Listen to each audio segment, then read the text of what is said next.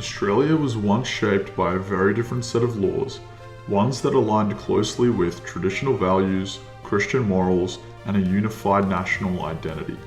Many of these laws would be considered extremely controversial today or unthinkable, but not long ago they were the backbone of mainstream society. Some of these laws regulated morality, some shaped gender roles, others defined who could call Australia home. Whether you agree or disagree with them now, they were real, and they shaped generations of Australians. And the final of the 10 laws that we'll cover is the most debated, the most defining, and the most deliberately buried in our national history of Australia. To support us, consider becoming a YouTube channel member or Patreon, or see our new merch line, links in the description below. Law number 1, anti-homosexuality laws. Until the 1970s, homosexual acts were a criminal offence in all Australian states. South Australia was the first state to decriminalise in 1975, which was led by law reform advocates after the 1972 murder of Dr. George Duncan. And Tasmania was the last state to decriminalise in 1997. Yep, that's right, less than 30 years ago. And they only did it after a high court case and lots of UN pressure.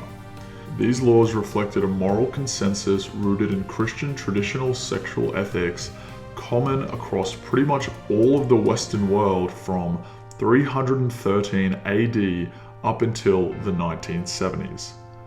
While this law is widely rejected today, it's important to understand that society then viewed sexuality through a Christian and conservative lens. Enforcement of this law in Australia varied, and prosecutions were rare in later decades, but the laws were still there nonetheless. Law number 2, marriage bar, workplace restrictions on married women. Until the 1960s and 70s, gender roles weren't just social norms. They were also embedded in law and employment policy. One of the most notable examples was the marriage bar, which required women in most jobs, including teachers, nurses, and clerks, to resign once they got married. This policy was based on the idea that a woman's first duty was to her home, her family, and to raising children, while paid work was considered a man's domain. In law, finance, and public service, leadership positions remained overwhelmingly male-dominated up until the late 20th century, despite no formal legal bans after the 1960s to 70s, and combat roles in the military were restricted to only men all the way up until 2013 when the ban was officially lifted. These laws mirrored the values of the time. Society didn't view them as discriminatory against women, but as defined responsibilities within the family unit so it could function at its healthiest and best. These laws began to be dismantled during the feminist movements of the 1970s, which ushered in the modern legal equality for women in the workplace that we see today. Number 3, censorship and morality laws. Australia had some of the strictest censorship laws in the Western world. Books, films, plays, and even advertisements were subject to bans if they were considered obscene, anti-family, or immoral. Importing pornography was illegal, and publishing indecent material, also known as pornography, could lead to criminal charges. A national body known as the Commonwealth Literature Censorship Board routinely banned titles it deemed to violate these moral standards, including works of literature that now would be considered classics. This censorship was justified on the grounds of protecting public decency, upholding Christian morality, and not bringing debauchery into a civilized and morally healthy traditional society. Supporters believed the Christian government at the time had a role in shaping the moral character of its people, especially young Australians. Number 4, women banned from public bars. From the founding of Australia up until the late 60s and early 70s, Women were prohibited from entering public bars and pubs. The reason was that bars were seen as male spaces only, full of working men, and sometimes could be loud or too rough for women. Lounges and parlors existed for women, but the main bar was off limits. This all began to change in the mid to late 1960s, especially after the 1965 Regatta Hotel protest in Brisbane, where a group of women staged a sit-in to challenge the ban. This policy at the time reflected the deep societal divisions in the roles and spaces of men and women in public life. And if you think that one is heavily contrasted to today's current society, wait for the last law, which we have here, which is the most contrasting and the most censored of them all. Number 5, marriage and divorce laws. Australia's marriage laws once upheld the traditional definition of marriage as a lifelong union between a man and a woman. Divorce was rare, difficult, and often shamed upon and stigmatized. Before 1975, divorce could only be granted on limited grounds such as adultery, desertion, and cruelty, mainly being physical abuse, or imprisonment. During this process, one party had to be found at fault. The introduction of no-fault divorce in the Family Law Act of 1975 marked a major cultural shift and was backed by foreign peoples and also backed by the women's liberation movement. But before that, the law sent a clear message: marriage was not to be taken lightly, and the state and community had an interest in keeping families together because they knew it was not good for children to grow up in divorced homes, and family was important. And now couples can divorce for no fault, break up the family, which affects children, and split the money 50-50. Number 6, anti-communism legislation. During the Cold War, Australia, like the United States, saw communism as a threat to national security and Western civilization. In the 50s, Prime Minister Robert Menzies introduced legislation to ban the Communist Party of Australia and prevent communists from holding public office or working in sensitive industries. Although the High Court struck the law down, the 1951 referendum to ban the Communist Party narrowly failed, receiving a 49.4% support. Anti-communist sentiment remained strong and well into the 1960s. These laws reflect how seriously Australians once took the ideological battle between Western democracy and the Marxist totalitarianism, which created things like the Bolshevik Revolution in Russia that led to what some people say is the worst genocide in history, the Holodomor, where the Bolshevik regime led to millions of deaths of Christians in Russia and Ukraine not long before World War II. Law 7, bans on abortion. Until 1998, abortion was criminalized in every single state and territory in Australia. The only exceptions were rare cases where the mother's life or physical health was in danger. Over time, court rulings and state legislation began to broaden those exceptions, but abortion remained controversial and legally restricted for decades. Like, come on, who could have guessed it? Unaliving babies was illegal. But by 2021, with South Australia being the last, all jurisdictions had liberalised their laws, and the modern debate remains fierce and strong still today. Supporters of the old laws viewed them as protecting innocent life and upholding moral standards. Yet for many, the most defining and the most controversial law of all came at the very founding of the nation, which you'll see as its number 10 in this video. Number 8, family payments for married couples.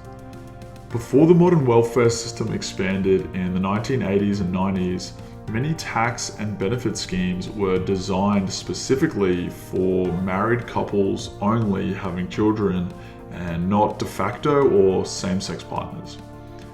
The family allowance, child endowment, and tax offsets were structured to support stable nuclear families, those who had legally married and had children.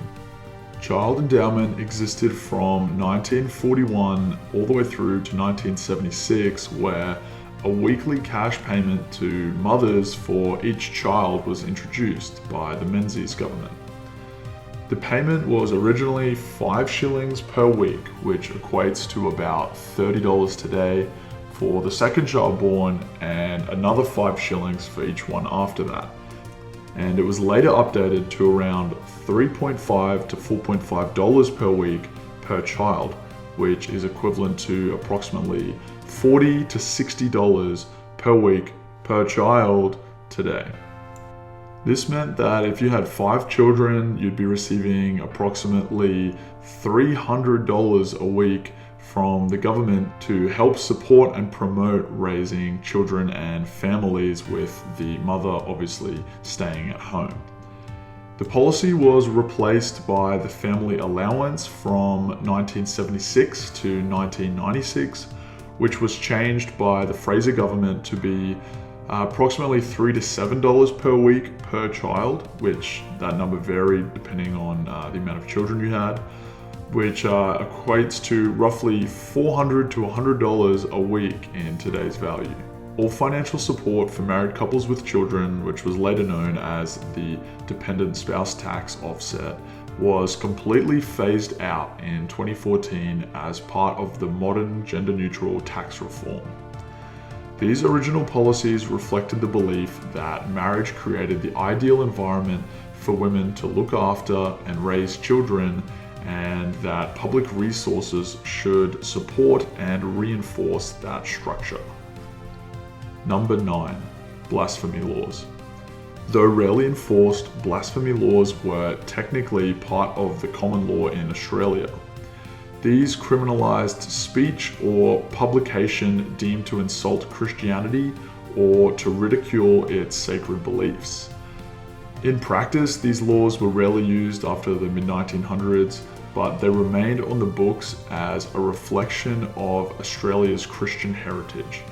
Because in case you didn't know, pretty much everyone in Australia was a Christian, with 96.1% of Australians at the Federation in 1901 being Christian, according to the ABS census data, and even 87.5% were Christians in 1961. But that all has changed now to approximately 37% roughly, since foreign influence heavily came into our country after World War II and strongly promoted atheism and secularism from the 70s, largely in the media and also in other areas. So if you're not a Christian, I'd encourage you to think about who and what has influenced our society, and by proxy, you, to not be a Christian and to believe in this new modern secularism filled with debauchery and moral decay, and not Jesus Christ, who the founders of this country and the vast majority of our people followed, which created an amazing, harmonious, and peaceful society all the way up until the 70s, when this societal secularism started. The White Australia policy today is one of the most censored laws in our history and is one of the most controversial among modern liberal people. Passed in 1901 as the Immigration Restriction Act, this policy explicitly restricted non-European immigration. It aimed to preserve Australia as a European, British-aligned, majority Anglo-Saxon or Anglo-Celtic nation. Non-Europeans, especially Asians, Africans, and Middle Easterners, faced heavy restrictions on entry and on rights to own land and vote. The law also included mechanisms like the dictation test, a tool used to deny entry based on language, effectively filtering out non-white immigrants. For most of the 20th century, assimilation was the goal of the immigration policy.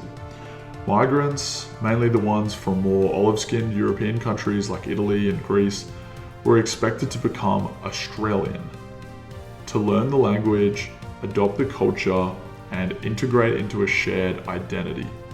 Multiculturalism as we know it today wasn't introduced until the 1980s, with Australia having a 98.5% white European population in 1901, 99.3% in 1947, 98.7% in 1966, 93% in 1987, 88.2% in 99, 76% in 2016, 70% in 2021, and an estimated 64 to 67% now in 2025.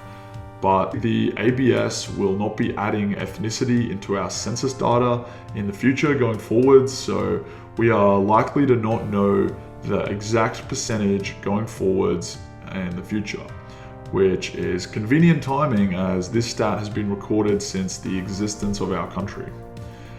The White Australia policy was gradually dismantled between the late 1950s and was fully put away with by the mid to late 70s. But the policy shaped immigration for decades and still defines how many Australians think about our national identity, even if some are afraid to say so. If you found this video informative, like and share this video. Consider checking out our merch, becoming a YouTube channel member or Patreon, links in the description, and check out one of the videos on screen now. God bless Australia and Christ is King.